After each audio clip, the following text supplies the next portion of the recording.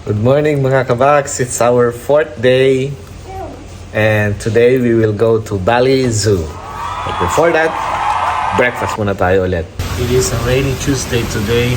Hopefully mamaya mag-settle kasi outdoor yung zoo nila. So sana huminto tong ulan. What is good about here is everyday nagpapalit-palit yung breakfast nila so hindi ka magsasawa. And they have like international kind of breakfast, Asian, Indian, Western kind of breakfast. So it's always different feeling to come here every day.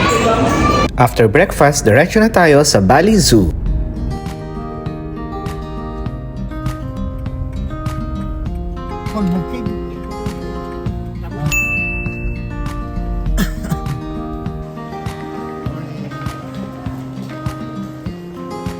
Good morning mga kabaks, and we are now here in Bali Zoo. Kino-confirm lang yung booking namin and later we will go inside.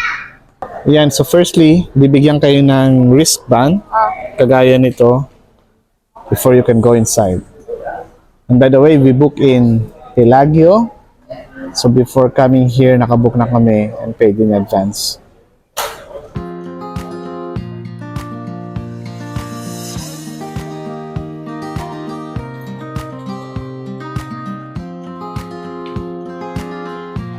Andito, meron lang siyang deer na nasa labas.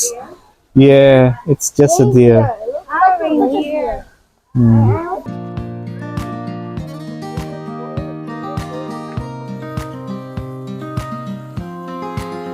So in here, you can also feed the reindeer, but you have to pay extra to buy the food.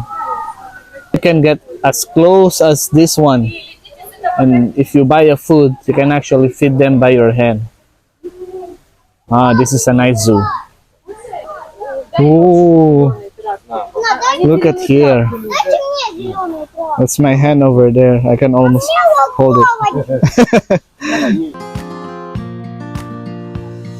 And Lucas and Zayan up close to the reindeers. Ooh, there are reindeer poop around. Hi. Napakaamo nila, very domesticated. Hindi sila nangangagat. So it's very, very safe. They're like a group of deers over here that are eating. Yeah. And look, there's a kangaroo just walking around. This is a better zoo because Australia Zoo, every animal is in the cage that are too far to see. But in here, up close, and maybe if there's a chance, you can hold them. At ito, mas maraming deer dito sa side ng zoo na ito. Ayan, ang dami nila. At patikim pa lang yon. Wala pa pala kami sa actual zoo entrance. Ito pa lang yung pinaka-entrance. Here we go. Oh, that's your mom, Zayan? Hanging around. Gibbon.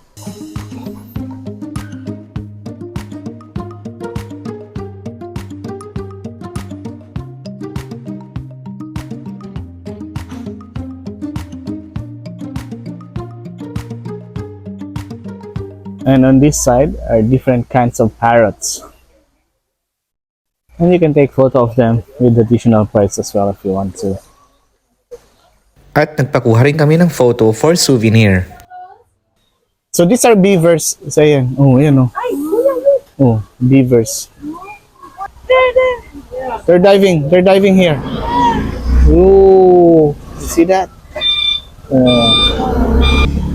It's a crocodile. Ooh. Up close. Wow, showing. Oh, see?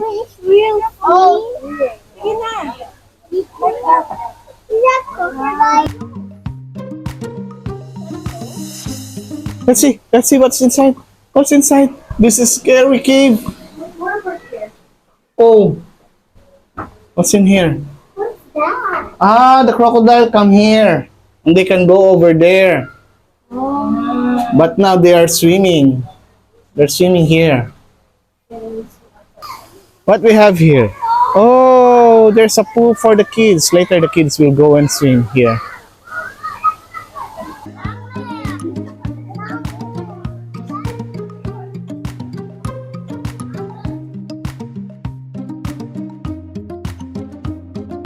And we'll follow the signboard. So we go to the tiger. Along the way, meron ding sandwich bar that you can hang to if you are hungry. So ngayon medyo maaga pa kaya wala pang tao masyadong kumakain. It's just 10:30 in the morning. So what we will be seeing here is the green iguana. Let's check. Ayun. Sabi ng mga kids, tukko daw. Tukko! But it's actually a green iguana. Daddy. Why is that so It's not tukko, it's iguana. And what is this? Southern cassowary? Cassowary. This is way better than Perth. Yeah, Sayan said this is way better than Perth Zoo because the animals are closer. And they the tiger. You can actually get a better shot at them. A closer look. And a closer encounter. And this one over here is the African spurred tortoise. No problem. Yay! Dito lang sila. And they're walking as well and eating. This one's a black-tailed Paria dog.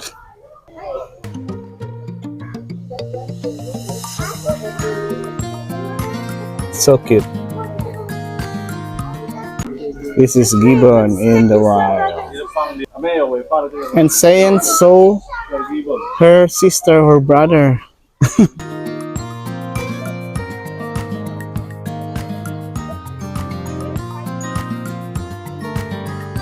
it sitting down?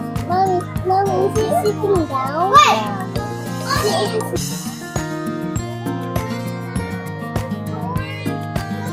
Wow! Oh, you see that?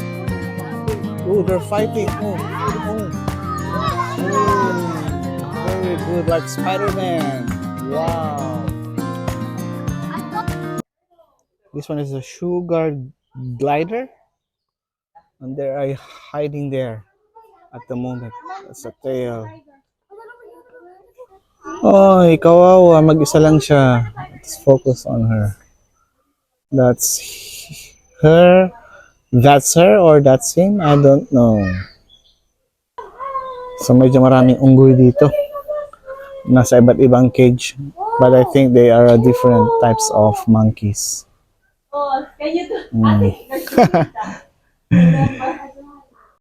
These are wallabies. Like the small kangaroo we saw earlier. Meron silang dedicated cage dito. Ayan. And they are just hanging around at the moment.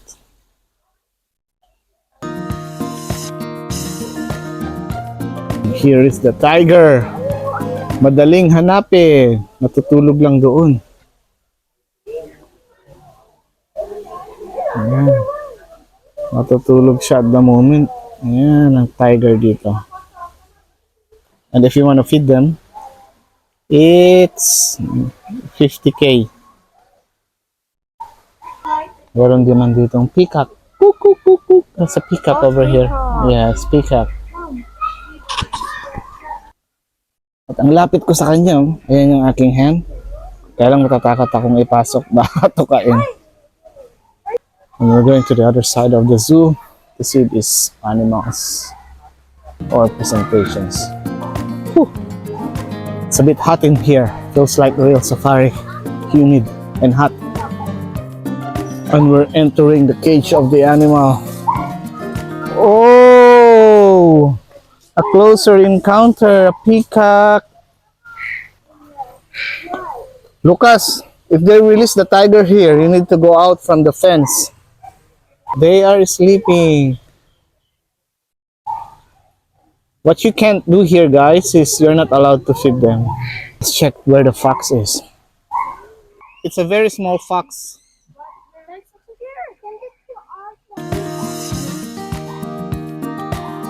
Oh, tapos meron ding mga fish. but you are not allowed to get them. Wow! Look how close to the animal you can.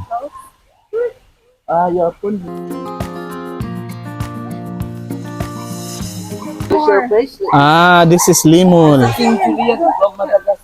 Ah, Julian from Madagascar. So this is that animal.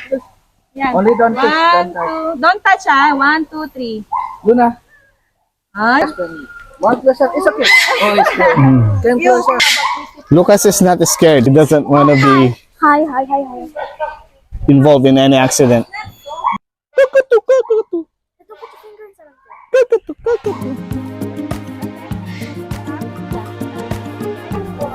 These are the birds in paradise. Amazing bird. This one is the rhinoceros hornbill. Ang ingay nila ngayon. Maybe it's a mating time. I don't know. Ayan. Whatever you hear in the background, sila yun.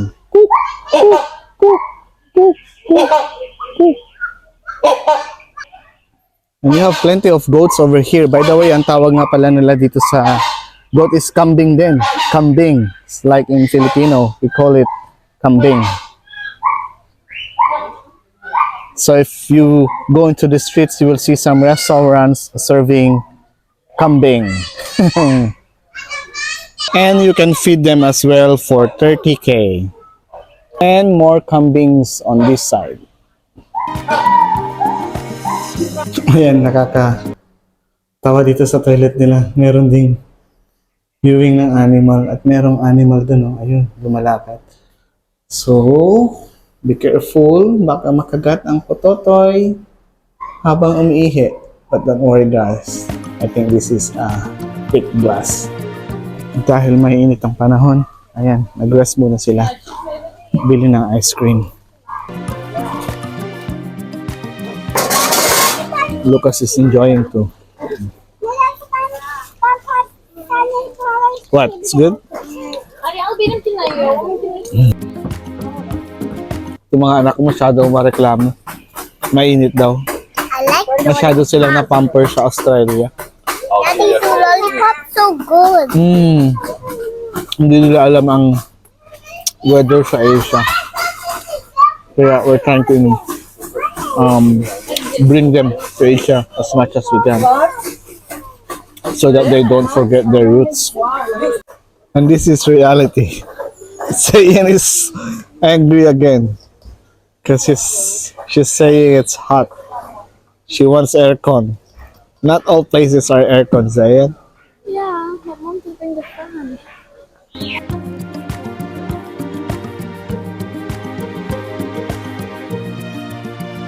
That's the zebra. And the herd of lion is here.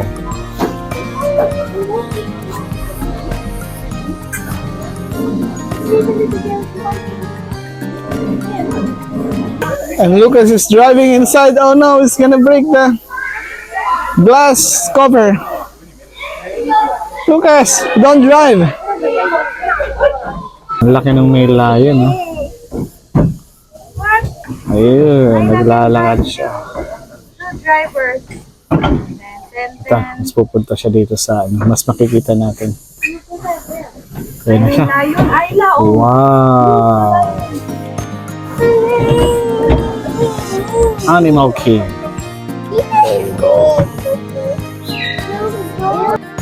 And the kids are driving inside on a stationary vehicle. Now let's feel the lion tongue.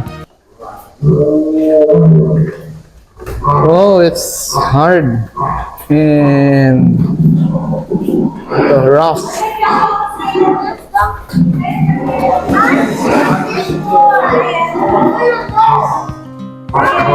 Microwave. Snake. There's a mic. Is the snake in? No, it's not a microwave. It's a TV. That's an old TV, Lucas. Ayla. The hyena is sleeping. It's Ay, ayan na. Ay. ayan. natutulog.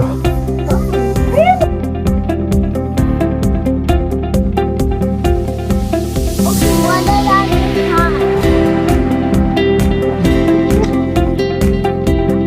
These are ostrich. Ano, kilakon ba yun? Nakikita natin.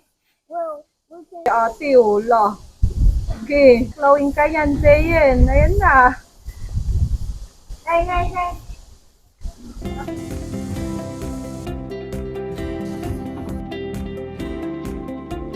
That's a Komodo dragon. At certain times of the day, meron din silang mga animal exhibition or presentation dito. They're showing the semi-aquatic animals. The other one. Okay, the predator's coming forward by the animal behind him. What is that? Otter. Yes, you are right. That is otter. Exactly. Tiga ke Asia Tenggara termasuk Indonesia. Di Indonesia, mereka berada di Pulau Sumatera. Okay, we can take the rabbits and put it back on the bed that provided. Give applause please for Mika. Kasih tepuk tangan untuk Mika ya. Lolly. Okay, it's come on the love. Look, it's coming. Does anybody know what is That's our that? next animal. Ano ang tawag namanya apa? Bear cat, you're right. That is called Asian bear cat or Kucing Asia. Yeah, long up to So that animal, they said, is 8 months Ini old. masih anak-anak ya, usianya baru. Burung cacat abu. Jadi mereka adalah keluarga burung. Our next animal, Our next animal, they Alba said. and Tuki. It's coming. All right, Alba. And where is Tuki? We have two. They said it's gonna fly over our head. We're not allowed to touch. Another one who's come will come to you. Okay, finally, So they Tuki said is coming. this is mostly can be found in Australia. Pulau di Indonesia, burung kakak pulau yang fly di Bali Zoo, that is called ada burung julang emas. Julang emas adalah jenis burung rangkong berukuran besar, tapi bukan yang paling besar. Burung rangkong terbesar di dunia itu ada di Indonesia, yaitu ada di beberapa pulau, ada di Kalimantan, Sumatera, Jawa, bahkan juga di Pulau Bali. Okay, and everyone have friendship with Raj. Yeah, okay, so far I have something for you. Kira-kira ini apa? This way, move one step backward, please, and over it. Okay, and place your hand. Let's see what kind of trick it. It's come to you. Okay, don't move. Don't bergerak. Tayo, it's your turn. Open your left hand. Open your left hand. Okay, it will come to you. Okay, tangannya diturunin di bawah you. Okay, now it's your turn. Open your left hand. Move to the right side. Okay, don't move. Okay, get ready. This is Rick. Okay, Tayo, open your right hand. Open your. This is the medium size of the hornbill family. Okay, Ayu sudah siap nih ya. Ada burung kawasan Asia Tenggara termasuk Indonesia. Di Indonesia mereka berada di Pulau Sumatera. The brown minified is known as the medium size of the bird of prey. Yeah, which they can be found in Southeast Asia and northern Africa. Dari Afrika. Okay, everyone. They are our And meet their amazing trainers. Pag gusto niyo pala makita ang elephant guy, you have to go to the bus. Oh. I think they wanna go up. So I went down because it's hot upstairs. It's 12 o'clock now and it's a bit hot in here, so it should be good up there, but it's quite hot, so.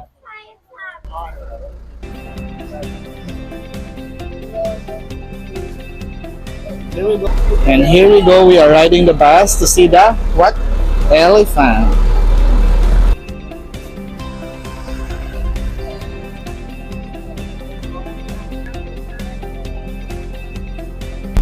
So kaya pala kailangan natin mag-bus kasi malayo. Nasa pinaka-deep siya ng zoo. And there you go, there they are. Look. Wow. Dami palang elephant dito.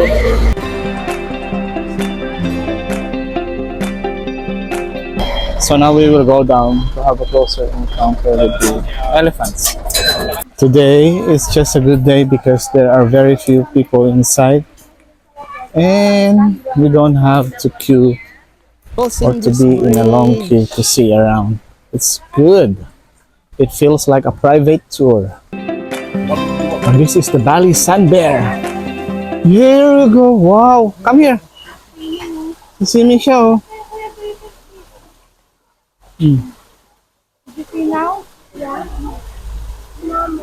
Naglalaro yung orangutan, oh.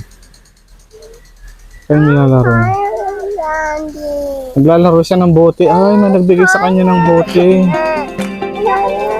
Here with me is Ayla Patoti. She's tired. Go, Ayla, go down. I'll video you crossing the bridge. Go. Wow, Ayla is not scared. Wow, Ayla is not scared. And Lucas too. And Zayan too. And this is where you can do the breakfast with orangutan, bird presentation, elephant expedition, elephant feeding. But they all come with a great cost.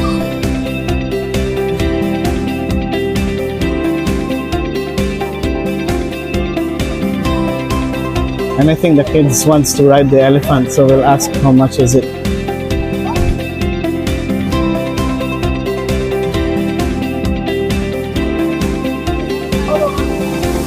Actually, you can ride the elephant too with these ones, but it's 945,000. Inside the cave. Oh, fish.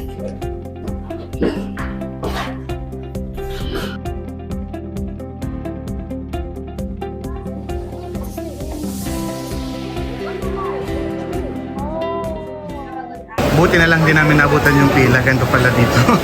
Ay, swerte, swerte. Kaya nga saglit. Then we will be going to spa. Massage. Massage and spa. Ikaw. Before heading back, we dropped by in a souvenir store. And this one is one of a kind dahil murang-mura ang mga binibentang souvenir items dito. Unlike outside, na doble na ang kanilang mga presyo.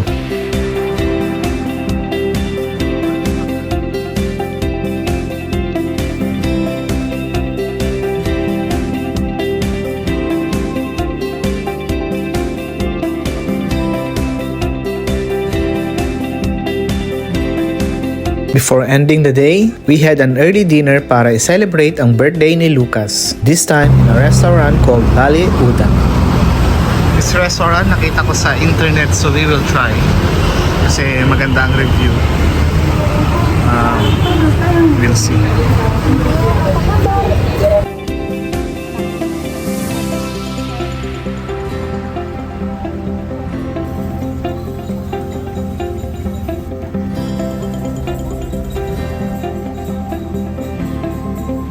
So kapag sa floating table daw, may minimum expense. Ko-confirm ko muna kayo guys kasi medyo pricey. Ayan, kung gusto niyo mag-order ng live, birthday ni Lucas ngayon, so we will see what we can get.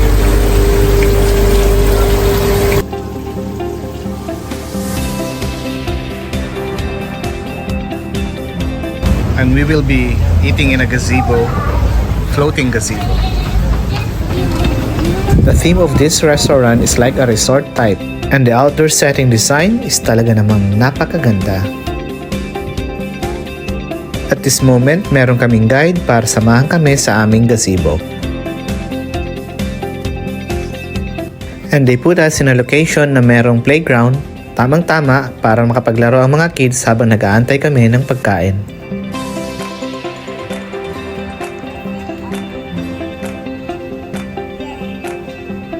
Wala. Sa baba ng table, Ano nga, Zay? ayan, Kung may butas. meron siyang net. Andun yung mga isda. Oh. So, pwede kang bumaba hanggang dito. Ayan. Sort of fish. Sila Joyce. Ganda. Ang ganda ng lugar. In this place guys, you'll never know that you're in the heart of the city. Para siyang nasa outback or para siyang nasa countryside kasi nasa gitna ka ng man-made lake. Tapos ang ganda.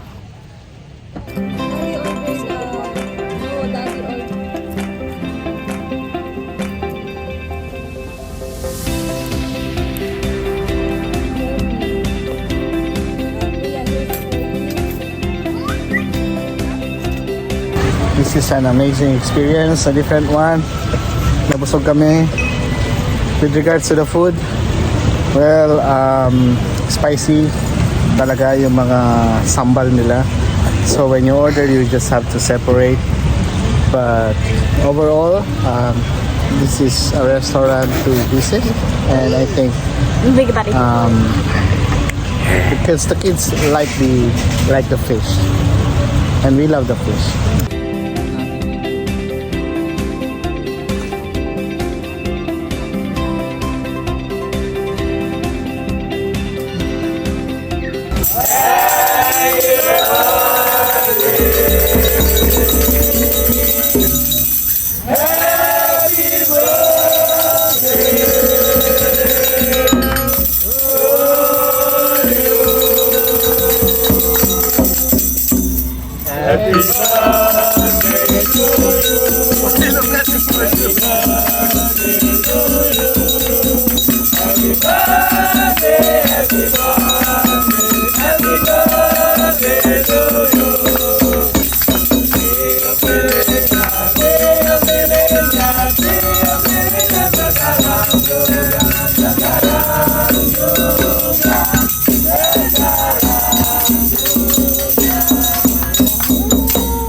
Oh, blow.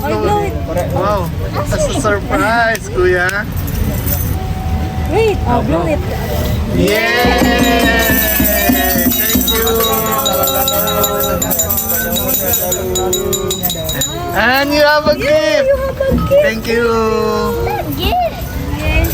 Ito na lang. And they have a gift for Lucas. Spoon. Forget the spoon.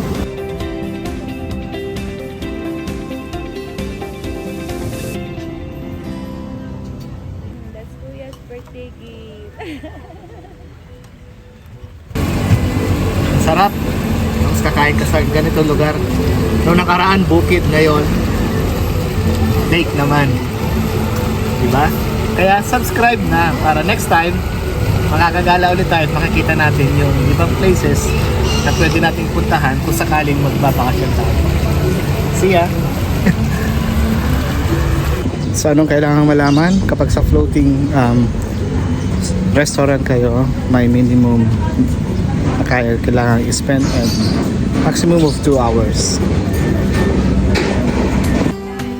So that's how we spend our 4th day. If you like this video, please like and subscribe, and I'll see you next time in our future videos. Bye for now, and God bless everyone.